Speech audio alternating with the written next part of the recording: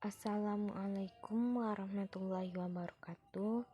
Saya Regita Damayanti, NIM 19 12 11 642 dari Lokal 2C, Prodi S1 Keperawatan, Stikes Mercu Bakti Jaya Padang, tahun 2020 sampai 2021.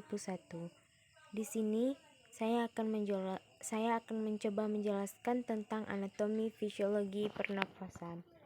Yang pertama yaitu anatomi fisiologi pernafasan. Saluran pernafasan bagian atas berfungsi menyaring, menghangatkan, dan melembabkan udara yang dihirup. Pada bagian saluran pernafasan atas ini terdiri dari hidung, faring, laring, dan epiglotis. Kemudian hidung, bagian eksternalnya, penjelasan tentang eksternalnya yaitu menonjol dari wajah dan disanggah oleh tulang hidung dan kartilago. Nares anterior atau lubang hidung merupakan ostium sebelah luar dari rongga hidung. Kemudian penjelasan tentang internal dari hidung yaitu rongga berlorong yang dipisahkan menjadi rongga hidung kanan dan kiri oleh pembagian vertikal yang sempit yang disebut septum.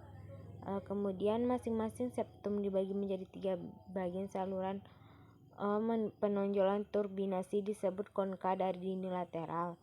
Rongga hidung dilapisi oleh membran mukosa atau yang disebut dengan mukosa hidung. Lendir sekresi yang dihasilkan sel globet dan kelenjar sereus akan melembabkan udara yang masuk. Partikel yang besar akan disaring oleh bulu hidung, sedangkan partikel yang kecil akan meleket pada selaput lendir respirasi. Dengan bantuan gerakan silia, partikel tersebut akan digerakkan ke arah faring. Penghangatan udara dilakukan oleh pembuluh-pembuluh darah yang berada di bawah selaput lendir. Ketiga hal tersebut dibantu oleh konka. Kemudian yang faring atau tenggorokan, yaitu menghubungkan antara rongga hidung dengan rongga mulut ke laring, dibagi menjadi 3 bagian, yaitu nasal, oral, dan laring. Nasofaring yaitu 2 alat yang terpenting, yaitu pharyngeal tonsil dan tuba eustachius. Orofaring merupakan pertemuan rongga mulut dengan faring. Di sini terdapat pangkal lidah. Laryngofaring yaitu terjadi persilangan antara aliran udara dan aliran makanan yang berlangsung secara bergantian. Next, yang ketiga yaitu ada laring atau organ suara, yaitu struktur epitel kartilago yang menghubungkan faring dan trakea. Terdiri dari 3 alat penting, yaitu tulang rawan krikotiroid, cincin kartilago yang komplit dalam laring, selaput atau pita suara, ligamen yang dikontrol oleh gerakan otot yang menghasilkan bunyi suara, pita suara yang melekat pada lumen, epiglotis yaitu daun katup kartilago yang menutupi ostium ke arah laring selama menelan. Kemudian glotis, ostium antara pita suara dalam laring. Saluran pernafasan bagian bawah berfungsi mengalirkan udara dan memproduksi surfaktan, yaitu ada trakea, merupakan pipa silindris dengan panjang lebih kurang 11 cm berbentuk 3/4 cincin tulang rawan seperti huruf C. Pada bagian belakang kedua ujung huruf C dihubungkan oleh membran yang disebut dengan fibroelastik yang menempel pada dinding dengan esofagus, sehingga dinding depan trakea berbentuk oval sedangkan bagian belakang datar. Bronkus dan bronkiolus. Bronkus yaitu bagian ini merupakan percabangan dari trakea, yaitu bagian ini merupakan percabangan trakea ke kanan dan kiri. Tempat percabangan ini dikenal sebagai karina. Bronkus kanan lebih pendek, lebih lebar, lebih dekat dengan trakea dibandingkan bronkus kiri. Bronkus kanan bercabang 3, yaitu lobus superior, lobus medius, dan lobus inferior. Bronkus kiri bercabang 2, yaitu lobus superior dan lobus inferior. Kemudian ada alveoli. Paru terbentuk sekitar 300 juta alveoli yang tersusun dalam diameter antara 15-20 alveoli. Terdapat 3 jenis sel-sel alveolar. Sel alveolar tipe 1 adalah sel epitel yang membentuk dinding alveolar. Tipe kedua yaitu sel-sel yang aktif secara metaboli dan sekresi surfaktan suatu fosfolipid yang melapisi permukaan dalam dan mencegah alveolar agar tidak kolaps. Kemudian tipe ketiga yaitu makrofag yang merupakan sel-sel fagositis yang besar yang memakan benda asing.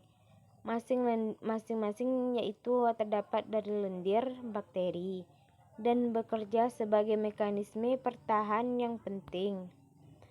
Paru merupakan sebagai alat pernafasan utama, terdiri dari 2 bagian yaitu paru kanan dan kiri. Dan bagian tengah dari organ tersebut terdapat organ jantung beserta pembuluh darah yang berbentuk kerucut dengan bagian disebut apeks. Paru memiliki jaringan bersifat elastik, berpori, dan memiliki fungsi sebagai pertukaran gas oksigen pada karbon dioksida. Paru merupakan jalinan atau susunan bronkus, bronchiolus terminalis, bronchiolus respiratory, alveoli, sirkulasi paru, syaraf, sistem limfatik, dan lain-lain. Sirkulasi paru akan mengatur aliran darah vena-vena dari ventrikel kanan ke arteri pulmonalis dan mengalirkan darah yang bersifat arterial melalui vena pulmonalis pada waktu ekspresi, sehingga kolaps alveoli dapat dihindari. Pleura. Bagian terluar dari paru-paru dikelilingi oleh membran halus licin yaitu pleura, dan juga meluas untuk membungkus dinding interior toraks dan permukaan superior diafragma. Pleura parietali melapisi toraks dan pleura visceral melapisi paru-paru. Antara kedua pleura ini terdapat ruang yang disebut spasium pleura yang mengandung sejumlah kecil cairan yang melicinkan permukaan dan memungkinkan keduanya bergeser dengan bebas selama ventilasi. Mediastinum adalah dinding yang membagi rongga toraks menjadi 2 bagian, terbentuk dari 2 lapisan pleura. Lobus. Setiap paru dibagi menjadi lobus-lobus. Paru kiri terdiri atas lobus bawah dan atas, sementara paru kanan mempunyai lobus atas, tengah, dan bawah. Setiap lobus lebih jauh dibagi lagi menjadi 2 segmen yang dipisahkan oleh visura, yang merupakan perluasan pleura. Rongga dan dinding dada terbentuk oleh otot-otot interkostali, otot-otot pectoralis mayor dan minor, otot-otot trapezius, otot-otot serratus anterior atau posterior, costa-costa, dan columna vertebralis. Kedua hemidiafragma. Rongga ini secara aktif mengatur mekanik respirasi. Kemudian yaitu ada mekanisme pernafasan. Pernafasan merupakan suatu proses yang terjadi dengan sendirinya atau secara otomatis. Walaupun kita dalam keadaan tidur, proses pernafasan berjalan terus. Pada saat kita bernafas, ada 2 proses yang terjadi, yaitu inspirasi atau proses masuknya udara ke dalam paru-paru, dan ekspirasi yaitu proses keluarnya udara dari paru-paru. Inspirasi dan ekspirasi terjadi antara 15-18 kali setiap menitnya. Setiap proses inspirasi dan ekspirasi diatur oleh otot-otot diafragma dan otot antar tulang rusuk. Kemudian terdapat dua pernafasan, yaitu pernafasan dada dan pernafasan perut. Yang pertama yaitu pernafasan dada, terjadi karena aktivitas otot antar tulang rusuk. Bila otot antar tulang rusuk berkerut atau berkontraksi, maka tulang-tulang rusuk akan terangkat dan volume rongga dada akan membesar. Keadaan ini menyebabkan penurunan tekan udara di dalam paru-paru karena tekanan udara di luar tubuh lebih besar. Maka, udara dari luar yang kaya oksigen masuk ke dalam paru-paru. Dengan demikian terjadilah inspirasi.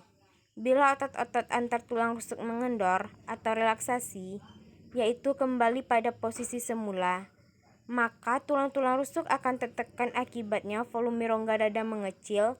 Keadaan ini mengakibatkan naiknya tekanan udara di dalam paru-paru. Kemudian nextnya adalah pernafasan perut.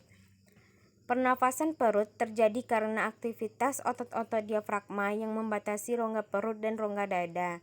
Bila otot-otot diafragma berkontraksi, maka diafragma akan mendatar. Keadaan ini mengakibatkan rongga perut turun ke bawah, rongga dada membesar, paru-paru mengembang, dan tekanan udara di paru-paru mengecil. Akibatnya udara luar yang kaya oksigen akan masuk ke dalam paru-paru melalui saluran pernafasan. Dengan demikian terjadilah inspirasi. Dan sebaliknya, bila otot diafragma relaksasi, yaitu kembali pada posisi semula, maka kedudukan diafragma melengkung ke atas. Keadaan ini mengakibatkan rongga perut kembali ke posisi semula, rongga dada mengecil, volume paru-paru berkurang, dan tekanan udara dalam paru-paru membesar. Akibat membesar udara dari paru-paru yang kaya karbon dioksida, terjadi dioksida luar. Dengan demikian terjadilah ekspirasi. Hanya itu yang bisa saya sampaikan. Mohon maaf atas segala kesalahan dan kekurangan. Sekian, terima kasih. Assalamualaikum warahmatullahi wabarakatuh.